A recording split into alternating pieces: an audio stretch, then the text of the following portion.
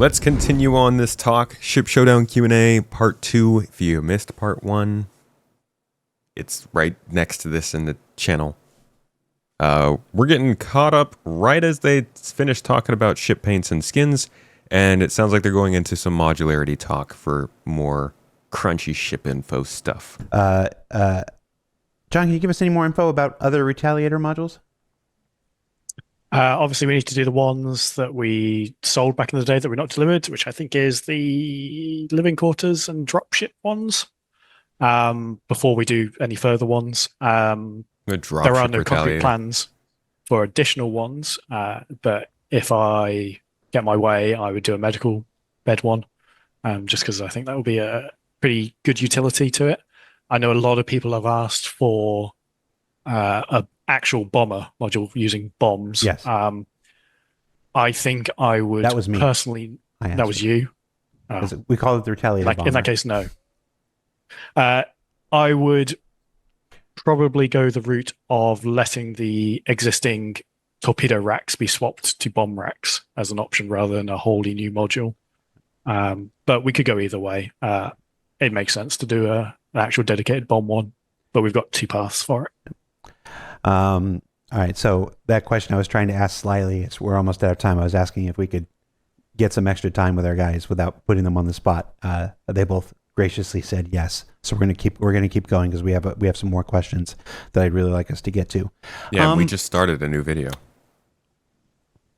Now I lost it. Any progress on the PTV rework and its backlog of paints, including the best in show one that was initially shown at least 2 years ago? This is another great little fellowship task that we keep putting in the schedule, and then it gets removed because something runs long or something needs to come forwards. Yes, still planned. I think we did show a concept of it. Yeah, I know we did concepts for it. I don't know if we've shown it with the STV, maybe. Okay, were these concepts of it? Because I thought this was the UTV vehicle. Is this the new PTV? You guys think? Or is this still going to be the UTV that we know exists? Because that would be pretty... This looks a lot better than the original one. And honestly, it would make sense, actually. I didn't know they were going to reconcept it. Yeah, I know we did concepts for it. I don't know if we've shown it. With the STV, maybe?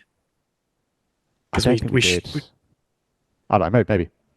Yeah, I'm sure. I'm sure we've shown it somewhere. When we did the STV and we showed the other one that we never made, the other... Like the UTV. UTV, yeah. I think it was there. We did. We showed the whole family, so you could see the lines. Yeah, that is how it will end up. So it's basically the current PTV brought up to modern grid standards, space for components, and I think a pair of weapon racks on the back of it. I need to go back and see if they actually showed a PTV at that time. When was that? Dude, I don't even know when they introduced the STV. All right, I got October 21st, 2022. So that would be CitizenCon 2022. 8th of October, 2022. 8th of October. Hold on. Let me see CitizenCon if there was something there. Corsair, C1. Yep, here we go.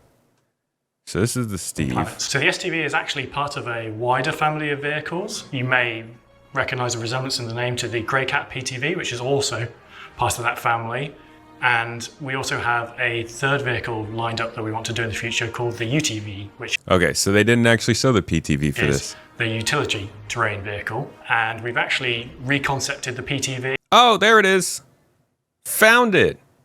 So this is what... Okay, yeah, and that does look a lot more like the UTV and the STV. Yeah, I can see how that fits in. Cool, it's got a little weapon rack on it and stuff. Okay. Didn't even realize they were going to reconcept that. Glad we found it. Good job, team. So you could put your personal weapons on, and then, yeah, it will have backwards compatibility with all the paints and the best in show one we promised. Yeah, and I thought, as we normally do with ships, I suspect there'll be new paints for it as well. Yeah. I'm not ignoring your drone questions. There's a section at the drones just have nothing to do with the vehicle content team at all in any way, shape, or form. So we have a section at the end here where we're going to answer a couple of questions that don't have anything to do with this team. And one of those is about drones. So that's what I was asking about time for. Aren't we done with concept ships? Have we done a concept ship this year? We We've haven't. not done one this year. No, we're not going to do one this year. Hey! Unless something manic happens in the next few months. But I yeah, was going to say, we've only got 4 months. We can't whip up a new concept that fast. Look at them moving away from the JPEG. No, this Give 2025 Ben a will shot. Actually, they were PNGs, but 2025 will end up being our first year without a single concept ship.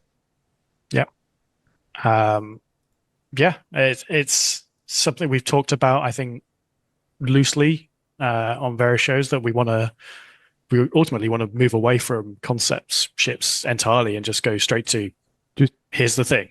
Just to be clear, we'll still be concepting ships. We just won't be Yeah. showing them Yes, we won't externally. we won't be releasing them as concepts. We're trying really hard. We made a big Sorry to effort. the concept artists watching this who are now on the floor. Yes, Yeah, thinking, they're still hang an on a minute. absolutely essential part of the process. Yeah. It's just that we made this initiative last year to really try to make everything flight ready, just to move to flight ready, and we did. Last year, I think we only had 2 concept promotions last year. I think it's taken us a while. Yeah, Ironclad and Technically, the Starlancer attack variant was yeah, concept and stuff like this, but we're trying really hard, and this year we've succeeded. That said, as I'm thinking about it right now, if you go all the way back to our original crowdfunding campaign, I'm talking about the original stretch goals, I think we're still on the hook for a battlecruiser at some point, which will undoubtedly be the biggest ship in the game. Are we still going to do that?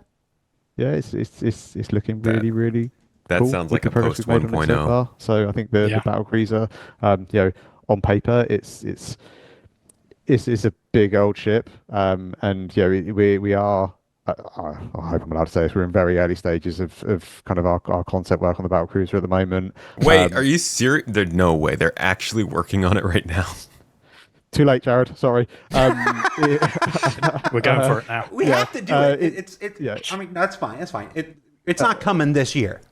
It's not coming anytime soon. Okay, so just don't want to get anybody's hopes up or anything. It's a big ship. It needs a bunch of concept to get it right. All right. Where does this battle cruiser come from? Let's find it. That's never even heard of that. Battle cruiser. Star Citizen will feature an additional flyable ship class, the battle cruiser. It's just a $17 million fund. There's also a really nice other crowdfunded thing here. It's not too far away. Hibernation mode. For the explorers out there, we will add the ability to save and resume while you are out in space. When not in combat, power your ship down, hit the bunk, and exit the game safely until you can resume your journey. Bedlogging was indeed a stretch goal, but it's going away. I think they might talk about that today. But this is all we have.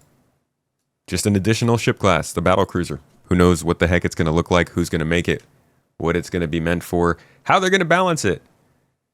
But should be interesting to see it come into the game at some point. I'm super happy with where it's going so far. I think it allows us to take a lot of the things that we've learned on our existing kind of ships and our larger ships and kind of wrap them into a big powerhouse and deliver something that we're kind of like we're super excited about. Not just in terms of like firepower, but what we can deliver from a ship this size with everything that we know now. So yeah, it's unlike any of our existing capital ships. I think it's going to be pretty cool. Or it will be because you're still working on it. Yeah. Okay. Just I backdoored into a subject here. How the heck are they even working on a battle cruiser? Like that's such a weird. We're so far away from that mattering. Real clear. Trying really hard not to do concept ships anymore. 2025 looks like it's going to be. Again, it would be impossible to launch a new concept at this point. So our first year without concept sales, we don't want to do any more concept promotions ever again. We might have to do our last one for the battlecruiser whenever that comes and whatnot. But wow, so they're taking this moment to literally sign off on the idea of concept sales. Good for them. That is it might not make any big difference, really. It certainly doesn't, I think, to most people watching Star Citizen, but that's the end of an era for them, at least. And I think that's they're still selling concepts that do exist. They need to get past that. But at least not introducing new, the whole idea of selling JPEGs is that's a step forward for them. This is an exciting kind of big shift in our ships. We're flight ready or bust. Get the old ones that we need to deliver done, make new ones flight ready, and try to avoid constant promotions whenever possible. But realistically, if a battlecruiser is as big as you're going to say it is, we'll probably have to do that one as a concept at some point. But we'll let future us worry about that whenever that day comes down the line. Not anytime soon. This is what you get, Ben, for details about the battlecruiser. Are there any plans to add internal Right, the freaking retribution. They're probably not even going to bring that to the PU, huh? liveries to ships? You gonna let us paint our I was insides? a bit scared.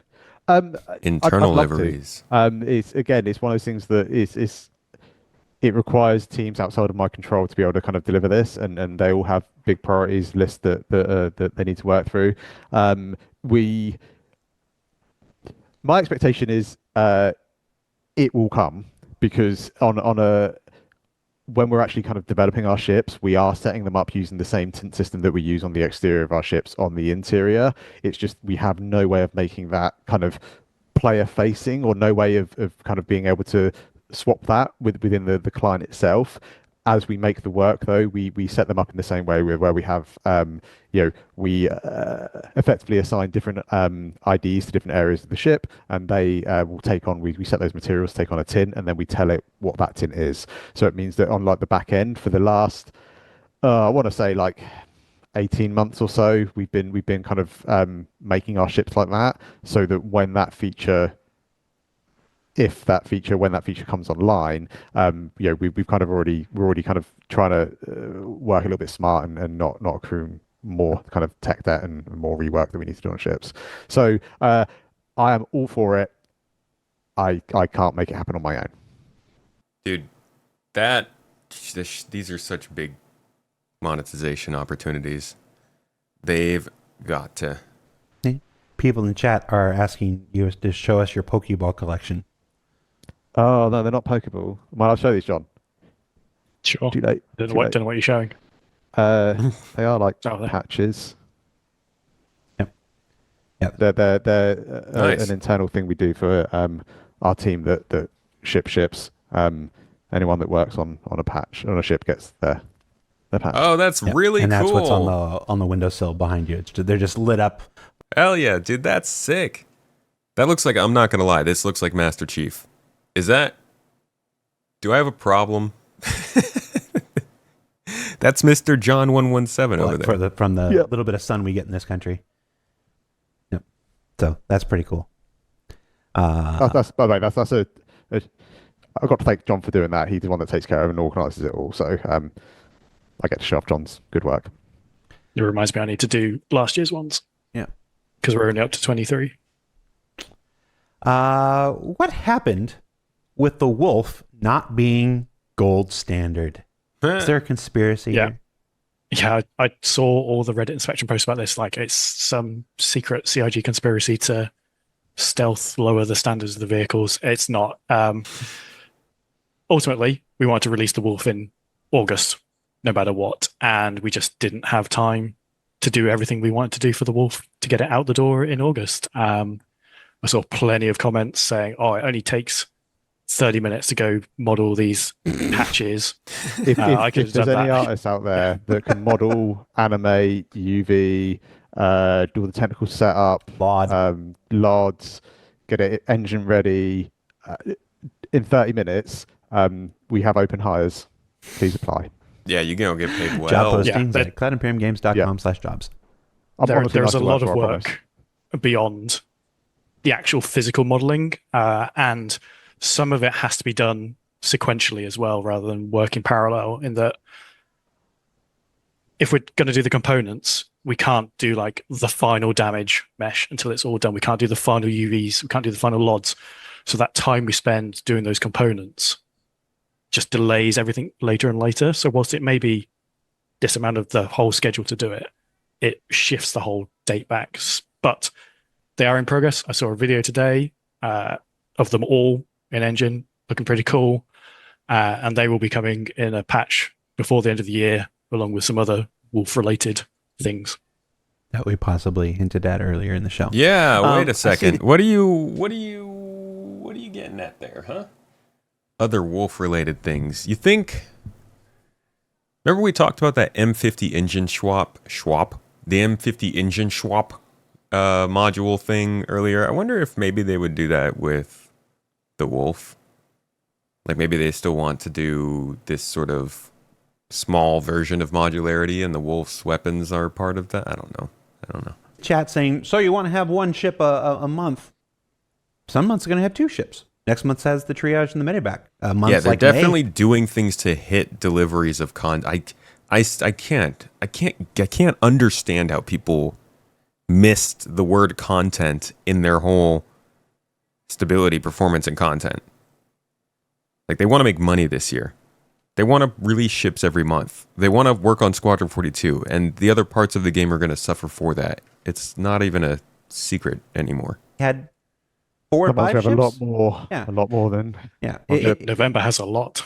Yeah, it's not a prescriptive thing. If the Wolf wasn't ready, if the Wolf wasn't flyable, if it wasn't an enjoyable experience, if it wasn't usable, people couldn't play the gameplay with it and stuff like this, then no, we would not have released it. We would have held it.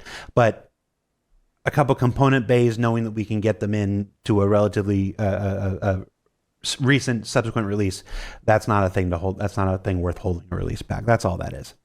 But yeah, I don't think it's any mystery. We're shooting for a ship almost every month, if not every month. I mean, I think if you just look back at this year and last year and the one before that, that becomes pretty self-evident. That's not. People really want it to be like a gotcha thing, like, oh, they're just trying to make money. Yeah, dude, that's exactly what they're doing. New information, and that's not new either. Even in prior years, I can't remember a patch we did where there wasn't a vehicle released in it. Yeah. It's mostly just, you're right. We changed to the monthly patches now, and so that becomes like that. But it's just we've tried to have something included in every patch for a while now. We just do more patches now. Where is the bloody G12? There's that question you hinted at it before. Where is it? Give the G12. This is another one of those vehicles that goes on the schedule. It's a nice little clean cut. Here's X weeks of time. We've got a strong concept for it, and then something happens and it moves, and it's really annoying because it would tick the box of all the Origin ships done, and I think that would be, I guess, with the exception of Kruger, the first properly complete manufacturer lineup, where we've released them all. I'm just looking at my wall trying to see Not to say that there won't be more Origin ships, right, John? We're going to have problems. If you're right, but yeah, I think, like I say, I'd love to get it ticked off. I'd love to get them done. They're super cool. I like ground vehicles, but yeah, it's not on the current schedule just now. Yeah, sorry. It actually was on the Twin Twix 6 schedule. It was, it's the first and the second, the third review. I think it got punted on the third review, unfortunately. Why couldn't you have released that instead of the MTC? That's the question I want to hear. Why didn't we get the G12 instead of the MTC when they almost were delivering the same thing? I would love to know that. Just so folks, get a sense of how many times we review this, how many times it's revisited, and how many times it's refactored because of a whole bunch of factors. Why do you bring more and more single-seater ships with size 4 or even size 5 weapons? Don't you know that those are making not only makes it looking size 3 and smaller like toys for children? That's why I would read it. Sorry, but these sizes are meant to be armor piercing. So for shooting down bigger multi-crew ships, this is totally contradictory for a multi-crew experience if the one-man army is able to kill the group ship all alone. I mean, I agree they need to sell new stuff, so they need to sell the MTC, but how many people who are playing the game today really do you think bought the G12 concept when it first came out? there'd be a whole wave of new people who would buy that vehicle as it was reintroduced as an in-game ready to go vehicle, and it would also tick one off the backlog and complete it. Just like, I really don't think that the G12 was like this really well-known vehicle that had already sold as much as it was going to sell, and so they couldn't just make it. Obviously they wanted the new money from the MTC, but like, they had the vehicle already concepted and ready to go. Could have costed them less in terms of manpower as well, I feel. But that's their choice. This is an interesting question too, though. The armor piercing, so for shooting down bigger multi-crew ships. This is totally contradictory for a multi-crew experience if the one-man army is able to kill the group ship all alone. Sorry, Okay. I wasn't trying to be... I was having trouble just reading it. Sorry. Yes, those bigger guns are designed to take on larger ships. Is putting them on smaller ships a problem? I don't think so. We have ships like the Ares that is a single person ship with a very big gun designed to take on larger ships. We want there to be a wide range of gameplay styles, but what we don't want is, like, we always refer to it internally as like the Jesus ship, where it's the best ever, and every ship owner wants their ship to be their ship. They want it to be the best handling, the most damage output, the strongest health. Yeah. But whacking a pair of great big guns on a ship, I feel like, considering the story of Jesus, maybe you don't want your ship to be Jesus. That come to a kind of violent culmination of its story. I don't know. Why don't we see a bunch of large ships with very small guns, like a big ship, Constellation size, with a bunch of small size ones on there? Huh? What about that? doesn't make it instantly better than another ship, because we balance it alongside, not mentioning any ships in particular, we balance that alongside the handling and the armor. Brains failing. So yeah, the Meteor, which I'm guessing is probably the source of this question. I remember. Yes, I remember for like the week before it released, everybody was on fire because it was supposed to be the most OP ship in the world and was going to destroy everything. And then people got their hands on it and they're like, "Oh, I guess not." Yeah. Like I say, it's balanced around what it has. It has those big guns. They're tuned in a way that makes them not particularly effective against light fighters and small, fast-moving stuff, but better against larger ones. It doesn't have the shield and health to take hits. Its handling is great in a straight line, but not angular. And we have all these different options for, if you want to play a certain way, there's a ship for that. But there's not like A beats B, C beats A in every single category. And I think from my side of things, I think, hopefully we're building a universe that has space for all sorts of different ships, and be it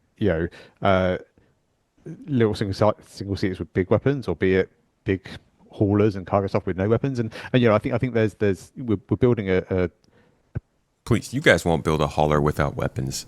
Have you guys seen the actual raft concept art? They love their weapons, dude. Look at this Argo raft concept. You pull up a ship, a cargo ship that's like flying into battle. Okay, this isn't even running away and shooting down somebody who's chasing it. These people are gung-ho, flying towards their target, guns freaking blazing. There's never going to be a cargo ship without guns, huh? Maybe one. Maybe we get lucky with just one, but they love their shooting. pretty wide-reaching game, or at least I hope we are. And I think as long as it doesn't break kind of like player immersion, SRV is R1. There you go. and as long as it doesn't kind of break the enjoyment, I think there's a massive amount of space for a variety of ships, and as long as they're all balanced, which, as John says, there's loads of different levers and strings that the clever people can kind of pull to make sure that the ships kind of work with each other, and we're not making something that's really overpowered. But purely from a visual kind of side of things, I think as long as it's believable, I think there's room for all sorts of fun stuff. At least I hope there is. Yeah. I'm not sure how much closer you can move your mic, but you're getting quieter again. Oh, am I getting quiet again? Sorry. Yeah. Do I need to start? It's all right. He's alone in his office right now. He's just, If that's how they're going to take it, though, they do need to make sure that everybody's getting a proper understanding of what a ship is meant for. You can't just throw ships at people and be like, it's a combat ship, go fly and try it. And then you get out there and they're like, oh, but you shouldn't be flying in dogfights. It's combat and zoom and boom on larger ships. And you're like, well, that's you didn't tell me that. I think that kind of stuff really needs to figure out a way to be shared with players, like in the ship shops and in game in your codex and stuff like that, your Galactopedia. People think that we're like professional TV personalities or whatever. People forget that most people here are just normal people. Well, not John. John's not normal. And also, I've got like Not a normal. whole crowd of people working right out front of me. I get embarrassed shouting at the top of my voice. Yeah, what happens when you get to everything? Like, if a size 1 weapon just does not matter, then what's the point of size 1 weapons? Then a minimum you start at a size 2. Okay, well, now you have size 2 through 7. What if people don't want to use size 2s because they're so weak? Now your effective range is size 3 through 7. Okay, well, we're starting to be a little crunched. Why don't we start bringing in size 8s and size 9s? And it's like, well, you're just creeping everything up. You just, dare I say it, power creeping. But I'm not saying that's what they're doing. I don't know how it's going to play out. I think this is my least knowledgeable part of a game like this is the combat balance and stuff, so I won't say much on that. But I do think there need to be reasons to have size 1 and 2 guns still. Casting episode. You know, I did. No, I took my one swing at shoutcasting at the anniversary live stream that nobody talks about anymore. Never again. Yeah, it was terrible. We got to watch that someday. Oh, that's the wrong camera. Gaming Llama Spaz in the chat asks, will we get more Star Kitten paints? Depends whose decision it is. I wanted to see what your answer was. So,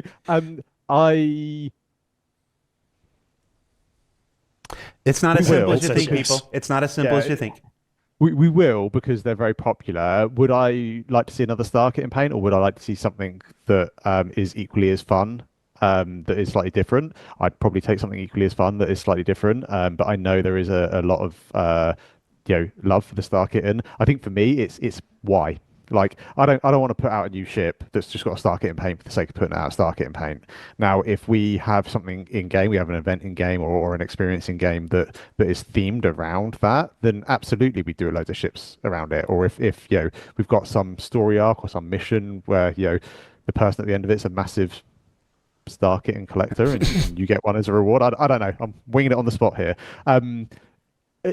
Yes, it's just I'm not really willing to just kind of like make one for the sake of making one. I'd rather it have an idea behind it and not just be like, oh yeah, it's going to do well. We just made one. Phoenix in the chat says no one cares about paint questions. I hope you see the reaction in chat, Phoenix, and folks can show them. If we think Nobody cares about paint questions. You don't. Okay, Don't. sorry.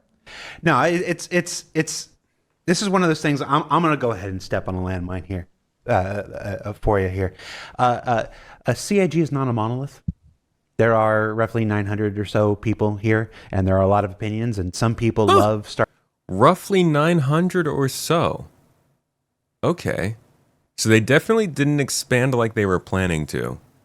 Because I think the letter from the chairman 2023 talked about their plans to expand. Was it 22? December of 22? No, I don't think it was this one. I think it was May of 22. I think they talked about wanting to expand to create some 1,200 jobs in the area, which doesn't necessarily mean everybody would be working at CIG. Like, creating jobs in the area does not necessarily mean we're hiring the people. But I do think that they had a plan to expand. Where was it? Here we go. Today we have 780 people on staff, plus an extended family of over 130 working closely with us at Turbulent. We have a 7-person global talent acquisition team. To give you an idea of the scale of TA work, they helped us hire 168 in 2021. In 2022, we will continue to grow in all departments, increasing our headcount to approximately 840. Maybe they didn't say anything about... I swear they said something about creating more jobs in the Manchester area. That might have been a different announcement. I'm not going to try and dig up to find. Maybe somebody else knows. But I do believe that they had talked about expanding to well over 1,000 people at the company. And it's possible that just, they didn't need to, they didn't want to, they couldn't. Very, very different possibilities. They had mentioned like 1,300 plus total a few years ago. Yeah. For you here. A CIG is not a monolith. There are roughly 900 or so people here, and there are a lot of opinions, and some people love StarKit, and some people who won't be named, they're not in this call, but they don't like StarKit, and it's we have to come to a consensus sometimes when we do things like this and stuff like this. It's a forever fight. I've been trying to bring back StarKit for a while. Ben has the most measured response to it. He goes, it should be purposeful, and it should speak to the product and stuff like this, and that's why Ben is in charge of this, and I'm not. I would just be putting cute kawaii shit on all kinds of random stuff because I just think it's fun, and that's why I don't get to make decisions. Like cats. But yeah, let us know. Go to Spectrum. Let us know how much you want StarKit, and I don't care. I'm gonna step on it. Show people who don't believe with your voice that you want StarKit and stuff, or kawaii stuff, or I just want more skins. Whatever. Make it happen. I can see we're going into a version 10 of the schedule where we'll be taking a ship off to make a StarKit and paint for every ship. Yeah, every ship. Yeah. Okay. Okay. So at this point, we are done with the strictly vehicle content questions, and we have a collection 1, 2, 3, 4 questions that were highly voted in the chat that actually had nothing to do with vehicle content. These were ship-related gameplay feature questions, where other teams work on things. But I thought they were important enough that we talk about them and we address them. And so we researched some answers. We went to some folks, and I'm going to ask them here.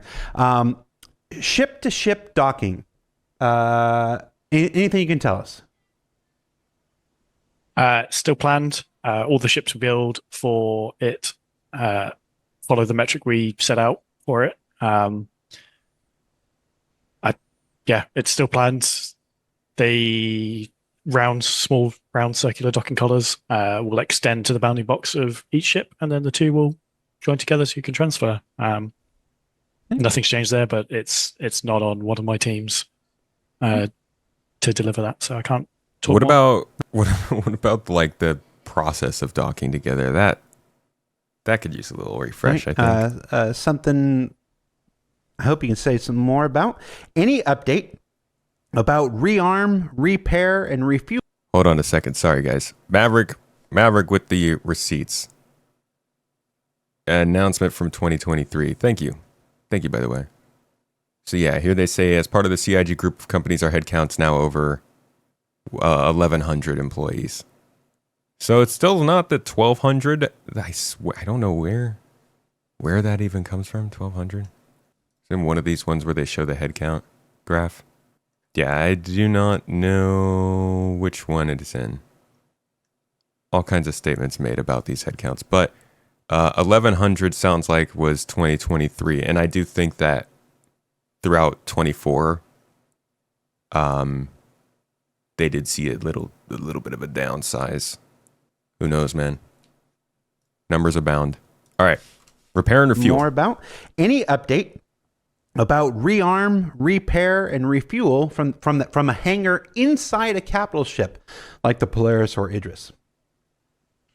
So this is one How I about can at all? talk a bit more about. Like, this is on the feature team schedule to be delivered in the near future. I'm not going to give a date, and it's required as as part of some other planned content, where we're going to allow ships to land inside, select other ships, and then be able to refuel, rearm, repair on board those ships using the parent ship's resources inside their cargo grids. So if you've stocked up your ship with RMC and hydrogen fuel, the ship that's landed in will, at this moment in time, it may change when it releases, use the existing mobiGlas repair rearm screen and go, I want to repair rearm, and it will take it from the resources. And Yeah, I think. When? go ahead. Oh, Go I ahead. was going to say, I think it's not technically like blocking us from releasing any ships apart from, I think, the Crucible. If there's others, I can't remember them Yeah. right now. But I do think it Vulcan. will add a lot to. Vulcan, yeah. Oh, thank you. The like the kind of the Battlecruiser experience that isn't just focused around. Well, I guess it is still sort of related to combat anyway. But I think it will it will still add a lot of kind of gameplay to some of our larger kind of multi-crew ships. Now, I do want to clear up some stuff, folks, for Kemi. Hey, Kemi. Been a while. And folks who are saying Ironclad and Crucible and stuff. No. This is what John said, and I want to reiterate this here. Select hangars of existing ships. This isn't something for new ships, although it is something that will apply and make things like the Crucible and the Vulcan possible down the line. This is making it so, let's just take a ship with a big hangar as an example, like an Idris. If you have extra munitions, you have extra fuel, you have extra repair goop or whatever sitting on your cargo grid, and somebody lands a ship on the same cargo grid, you can reload, rearm, refuel, and everything from that stock. It's not going to be every ship. It's not going to be every hangar, but there will be, like I said, it's on the feature schedule right now, and it's necessary for some of the interesting content that we have scheduled for the next year. So, know when. Some fleet stuff, maybe. These kinds of answers are definitely a reminder of just how much more work Star Citizen is going to take. I mean, if next year is like the first little bits of repair and refuel within hangars, like that's not even the real setup for everything else. Oh boy. It's on the schedule and being actively working on, and it's needed for some of the goals that the gameplay teams have. So it'll be a really cool thing for ships when it comes. Did I get that right, John? Yes. Okay. Since we have revealed that the Apollo is coming next month, how are drones such as repair and medical coming along? Oh, Cool. here we go. It's the drones question that chat It's has the been asking drones for. question. So drones are being developed as part of base building. Obviously, the Apollo is coming next month. That So means base building is coming next month. Yes. No, that's not what it means. Or someone in chat says that. Drones will not be releasing as part of the Apollo launch. We'll rip that band-aid off now. Sad day. But yeah, as soon as they said that the Apollo is coming out next month, I was like, okay, I don't think drones are going to be hitting that. When we were developing the ship, obviously the Apollo, I want to say it was 2017 originally concepted. 17 or 18. I remember. 17 or 18. The idea of medical gameplay then is very different to the idea of medical gameplay now. And we have people working on updates to the medical gameplay system right now, beyond what we talked about, the medical beacon. And when we were looking at the ship, the drones was this sort of gray area. They said they would do one thing in the concept. That sort of doesn't really apply in the game loop we have now for medical. They predated tractor beams and just the whole respawn mechanics we have now. So we have left space for the drone bay in the ship. We've not got rid of it. The space is there if we find a valid use case for them to exist when drones as a feature exist. But the Apollo will launch next month without drone gameplay. Now, I do want to That's sad, but kind of figured like base building is the priority, so that's probably what drones are being worked on for right now. add that because the Apollo is launching next month without the drone gameplay, we are going to do something else.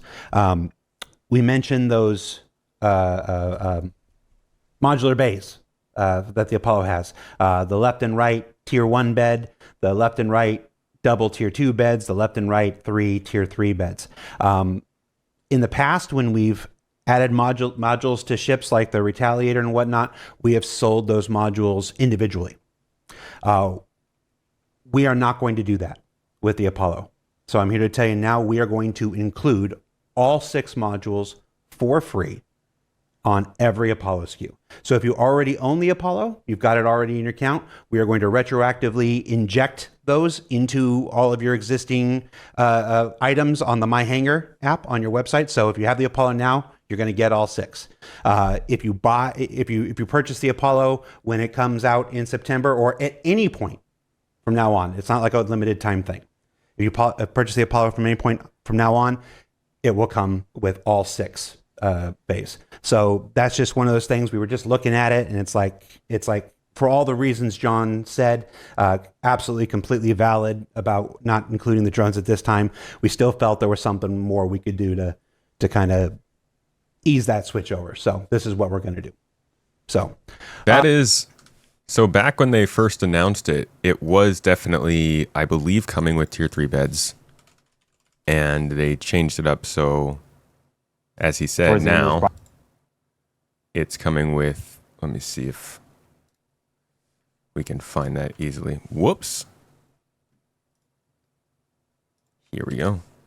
Tier 3. Are provided separately. Switching these beds out, is that standard with any Apollo? It's just the tier starts in earnest towards the end of this broadcast. There are no modules that are being provided for the promotion at this time. The ship that you get will have the tier 3 beds, and how we choose to roll out the tier 1 and 2, we will decide once the tech for that comes online and we know more. It's one of those things we wanted to preserve until that tech comes online and it's developed further before we tried to ascribe value to them and stuff like that. See, I thought that was going to be rough, because then you wouldn't be getting your tier 1 beds, but they're saving themselves from a lot of pain by just giving all of them to people for free right now. I don't know how that means they're getting rid of tier 3. I don't think they're getting rid of tier 3 respawn. Maybe they are, but I don't think they've announced that. I also don't think that would, I don't know. It's not always just to try and sell more ships. I don't think they're getting rid of tier 3 spawns right now. Maybe it'll end up being a human tractor beam. Well, yeah, so it does sound like drones might not actually fit into the vision of what they want the Apollo to do anymore, and that very well could mean that the idea of extracting people from dangerous situations or from a battlefield out in space, which was the whole original reason that they had the Apollo have drones. They had this whole idea that you'd be going out to space battles and people would be lost out there and need to be picked up, and you could grab them out of space and take them back to your own thing. And here we go. It's right here. It scans the person, finds out what's wrong with them, heals them, and then it opens up and off they go. And so with this ship, you'll be able to pick up people, fix people up, shove them back out the door, so it can be, obviously there'll be medical gameplay. That we plan is, even if regular ships can do something. No, that's not it. Where was it? I don't know where exactly they talked about it, but I think it's right here. So the player will be delivered, there's a glass cover on top, sort of protecting the player.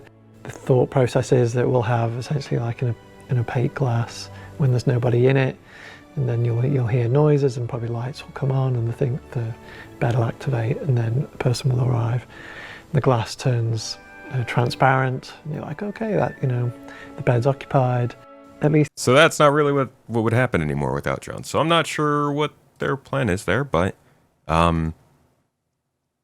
yeah, sounds like that medical gameplay is kind of changing a little bit. I mean, if they're saying that they don't have a reason for it now, that makes me think that maybe they don't see getting people out of a dangerous situation and recovering them back to the ship as valid anymore. I'm not sure why, but it's what it seems to be communicating. It's like, for all the reasons John said, absolutely completely valid about not including the drones at this time. We still felt there was something more we could do to kind of ease that switch over. So this is what we're going to do. So I didn't forget anything. I'm asking you, John, did I forget anything? No, I don't think so. Like I said, that we're aware that there are some issues with medical gameplay at the moment, and beyond just the beacons being not there, and we're wanting to try and fix some of those things and improve the whole, like not just fix things, add gameplay to the medical stuff, but hopefully we'll get that for September, if not They just soon after. And there will absolutely be some more fucked up with the changes to medical. med beds and how they work. They're getting some additional functionality and stuff, but you'll learn more about that when that promotion stuff goes, closer to the event. So what? Wait, closer to what event? What are you calling an event If not, now? soon after. And there will be some more changes to med beds and how they work. They're getting some additional functionality and stuff, but you'll learn more about that when that promotion stuff goes, closer to the event. Last question.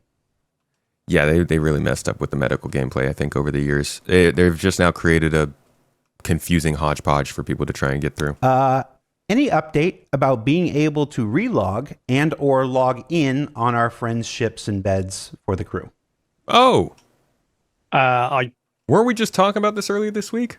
believe there are some bugs with the current system. That is probably the root of this question. But I'm not the team that is responsible for fixing them, so I don't have the answers to when for those.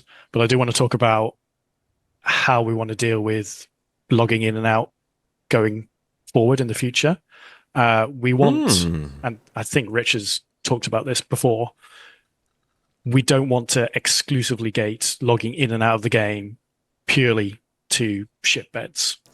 We want to allow you to do it anywhere, but there's consequences to that. It's just that beds will have bonuses. Like if you log out in your ship bed, it's better than just logging out on the floor or somewhere. And that means you will start seeing some ships where you go, that ship would have been really cool, but why does it not have a bed? Probably utility, where we're sort of taking that design mindset going forwards. So yeah, That's what I'm going to let him finish. expect to see some of these changes going forward in newer ships. Like obviously exploration ships, where you're supposed to be out long duration, will have beds and everything. But those sort of smaller, short-term ships may not have them anymore. Gotcha. So just want to reiterate here, because again, this is an early design change. It's too early to go into a whole lot of the details and stuff. But the idea here is to eventually move to a system where you can log in and out on your ship, whether you have a bed or not, and then explore what advantages we can add to those ships that do have beds on top. Okay, I just want to go back again to the that little kickstarting pledge goal funding thing and just read this again and see if I'm getting this right. For the explorers out there, we will add the ability to save and resume while you're out in space. When not in combat, power your ship down, hit the bunk, and exit the game safely until you resume your journey. Wasn't this like a really big deal about beds? And they'll say like, oh, it was always the plan, but I put out a video last year that covers the multitude of times that devs have been like, yes, the whole thing with beds is important because that defines how the ships work. I'm wondering like what are you guys going to run into problem-wise when you can let a dozen people respawn on a Pisces? How is this going to work? Are they going to physicalize the player after they log out? Or can you literally just clown car a bunch of people around in space and then let them log in as they please on your ship? I don't know, man. This is a pretty drastic change, I think. And maybe it's not as big a deal as I think, but they're treating it very lightly. Top of that. Yeah. Which we can't talk about now because we're still exploring what those might be. All right, cool. But for people like, oh, my ship doesn't have a bed, I can't log out. Well, that's where we're working towards minimizing the impact. That was the whole point, man. Next, we know they're gonna be like, oh yeah, VTOL engines. Any ship can stay indefinitely hovering. It's not VTOL that makes it happen. We'll take care of everyone. Like there's a point to these ships having certain features, and okay, maybe there will be buffs and nerfs and stuff, but I don't know, man. John, Ben, I'm sorry, we went an extra 25 minutes. I think I asked you for 10. I went 25. No problem from my side. I'm a piece of crap. we can carry on talking about tints. Yeah, do you want me to go just full deep dive on it? How about data running? Examples live. No, that's probably all right. Guys, thank you so much for taking your time to be here. Obviously, we don't do as many shows. Life support systems will matter on how many people can ride around in a ship. That's exactly what I think is a problem. If you have a ship like the Constellation and you can only put 5 people on it and have realistic life support to fly from Hurston to Terra, then you can just carry 20 people with you, have 15 of them log off for the trip, and outpace the people that you're competing with who are going to legitimately stop off somewhere and refill their life support or need to buy additional stuff for their life. Like this, I trust that they're going to have things that make sure that this doesn't get abused, but log off anywhere in this game without some kind of physical representation of the player seems really different from the point of the game being like the little things matter, the choices that you make a difference, the ships you fly. You know, you have to go to the freaking bathroom, you have to eat food, you have to care about the oxygen you have and the temperatures that you're running at. But oh, don't worry, if you have 100 people on your small ship, they could just log out. I don't know. The bed thing made a lot of sense. What was going to happen if you had to log out while away from the bed? You have to log back in at a bed? Whatever you were at last. And I understand that can also be cheesed, but I think that's a lot harder to cheese than doing it this way. Heck, I don't... Dude, I want to sit down with somebody at the company and just ask, why didn't you keep bed logging existent and give people the ability to craft and carry bed rolls so that you could just lay out a bed and sleep wherever you are? Then A, bed logging still lasts. There's no reason to get rid of it. B, you can still have buffs from sleeping in a real bed as opposed to your bedroll. And C, there's still a physical representation of you in the game. So you can't just have a bunch of people bedlog somewhere and then disappear. They're all still laying in their cots, just like any other game that has that kind of thing. I don't understand. Why wouldn't we do that?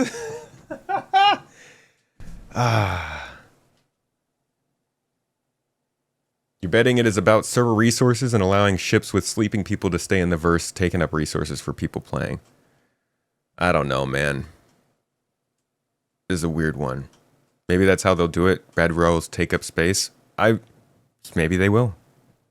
But it doesn't sound like that's the plan right now. As we used to. Part of that is the big change to monthly content. Part of that is the big change to, we haven't released a whole lot of new features, which was mostly what ISC tended to talk about. Part of that was, as you saw in ISC last week, we don't want to spoil the content anymore. We're at the point we're making some of the most exciting content we've ever produced for Star Citizen. We'd really like you to get in game and experience that stuff without having every single thing spoiled for you on ISC. So we knew all that going into January. So the video content has changed a bit. But when we do get to have these times to sit here, I really appreciate you coming on the show and then taking the extra time to answer as many questions as possible. And again, a shout out to the community on this one. I think I did at the beginning that the questions this week were excellent. In general, there were a lot of things that we wanted to talk about. So thank you so much for doing your part. That said, there will be no show next week or the week after. We're in heavy swing for CitizenCon Direct. When is Benoit coming on? Production.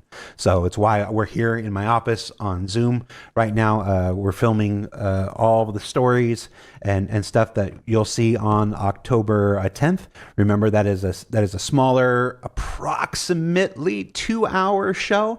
So it's going to be way more focused and direct, for lack of a better word. I almost use the words bespoke, than traditional CitizenCons. So it'll be a different experience. But remember, there are also watch parties. There's a bunch all over the world, including 9 that we're specifically sending CIG staff in development to. I believe John and Ben are both going to one, but we won't say which one right now. Nice. Nice and friendly. But yeah, so you can check out that stuff out on the website if you want to attend those. But again, if you can find a local one, even though we're not attending, it will be a really cool experience. And at 2 hours, it won't hurt your butt on a bar stool, we hope. John, Ben, thank you so much. I think we got a lot of good information this week. And yeah, thank you guys for watching, and see you next week. Or not next week. George. I just said I won't see you next week. Yeah. Whenever you're going to have Benoit let's look at the on. unfortunate Carrick again. How inappropriate. It's got a black tip. This is just, I didn't mean to show the tip. I was trying to avoid that because I didn't want that to get screenshotted. Does it shake when you hit it? Yeah, we have a watch party too. If you guys are interested and you're out here in the NorCal area, or you want to fly out, feel free. There are a couple people who are making the trip out here. We will be doing our own watch party in San Francisco. It's going to be a good time, a little garden gathering. And we will also be then having our own little happy hour get together as the garden. But then we will be going over to a Bar Citizen that same night down in San Jose. So we're going to it's going to be a full day of hanging out, nerd time. And hope you guys are interested in coming to that. You can also help to fund it. Like I said at the beginning of the stream, we're not charging anything for tickets, but we are hoping the community will help us put it together in terms of funding and funding our late morning alcoholic Star Citizen watch parties. That sounds incredibly healthy. But yeah, that is the end of this Star Citizen Live. Thank you for checking it out. We have a little bit more news to cover today before we go, but I'm gonna wrap this one up. I don't really have much to say other than what I've already said. I'm woefully disappointed in the move on the bed logging stuff. My thoughts: the number of beds in a ship dictate how many party or guild members can log into your ship per session. No bed, no spawn. That is what they kind of made us think going forward with this game. They were like, yeah, crew size is pretty linked to beds. You want to know how much crew should be on your Hammerhead? Check out how many beds we have in the Hammerhead. Now they don't have to do that. Now they don't have to worry about beds at all. Now my habitation point in my ship might be a wasted area where I could have put a battery or another shield module or a turret. Why do I want beds?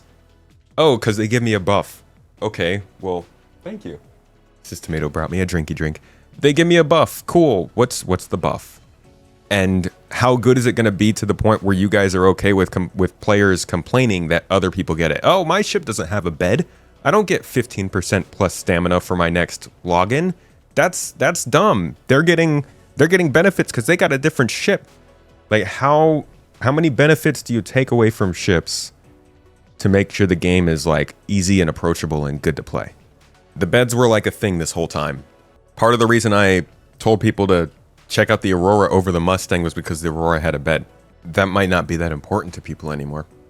And it's hard to say. You can't really say whether it is or not because we don't know what the buffs and stuff might be. I mean, real beds give buffs. There's a lot of stuff in real life that could be in this game that isn't for reasons that they choose. Again, I'm not saying that people shouldn't be able to log out wherever they want.